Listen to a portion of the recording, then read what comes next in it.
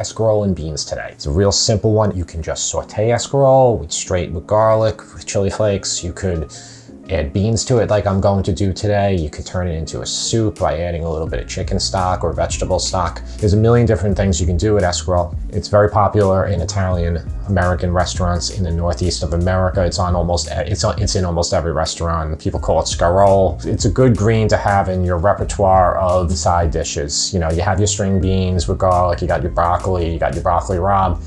It's good to add escarole into the mix too. Let's take a look at the rest of the ingredients for escarole and beans. So here's all the ingredients you need. I always like to list them out for you. And here's our escarole. Nice big bunch of escarole. Got some garlic, hot red pepper flakes, cannellini beans, 2 types of olive oil. I always start with regular olive oil, always finish with the real good stuff. Salt. All right, so let's start cooking it. We're going to take these beans. It comes in a sodium solution. We want to get rid of this. So I'm going to rinse them well to remove it, and just put the beans in a bowl and put off to the side right now. Garlic. I'm going to take a few cloves. This is a matter of personal preference. I'm taking about 4 here for 1 bunch of escarole. And with the back of your knife, you're going to remove the peel by hitting it once. And then just give it a nice little chop, thin slice. And just put your garlic off to the side as well. Okay, so for the escarole, we're going to chop off the end here. There's a lot of dirt in escarole, so we want to remove it. We also want to remove the outer leaves, the top and the bottom, wherever it's bruised or maybe a little soft. And then for the remaining, I'm going to cut ribbons, just like I'm showing you. And there's 2 ways you can clean it. You can soak in ice water and let all the dirt and grit move to the bottom of the pot. You can change it a couple times, or you can use a salad spinner like I'm doing here, which works very well. Okay, so medium-low heat. Coat the bottom of the pan with olive oil and get the garlic in. And we just want to get the garlic lightly golden. I'm going to push all the garlic around here. It'll release all that wonderful flavor into the olive oil.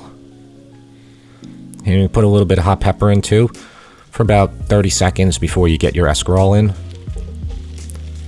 The escarole has a little bit of wetness on it from being rinsed in the spinner, but it's not that wet. So I'm going to push it in here. I'm just going to try to coat it with the olive oil as best I can. There's a lot of it now, but in a little while it's going to reduce dramatically.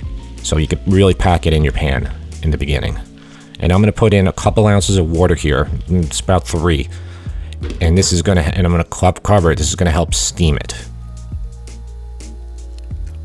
It takes about 5 minutes. And I'm just checking it. I just moved it around a bit more to coat it and getting that cover right back on for a couple more minutes of steaming. All right, and that's pretty good here. You can take your fork and feel the texture. If it's too hard, you let it cook a little bit longer, but this looks pretty good. See that water there? So that's all the water from steaming it. As it cooks now, a lot of it's going to evaporate. You could also just drain it at that point too. But I didn't see the need to do that. I added a bunch of salt, and here goes the cannellini beans. And I just love beans and greens. And this is just a great one with escarole. So mix it all around. And get those flavors to coat really well. It's just a great dish. Very healthy and tasty, which is the most important thing. So I'm going to hit it up with a little bit of pepper too.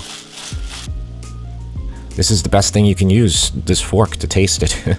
Make sure it tastes good before you serve it. And adjust any salt, pepper, hot red pepper to get it just perfect before you put it on the table. I like the consistency of this here. It looks really good. But there's one more thing. And I always finish with this. This is good olive oil. Really good stuff. I would not cook with this. It's very expensive too. It's not economical to cook with it. Okay, so I'm gonna serve this up, and this is just, it's just the best. I really, really want you to try this side dish.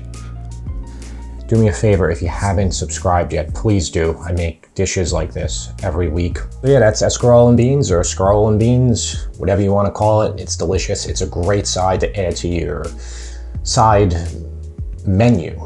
Instead of always doing the same thing, do this one.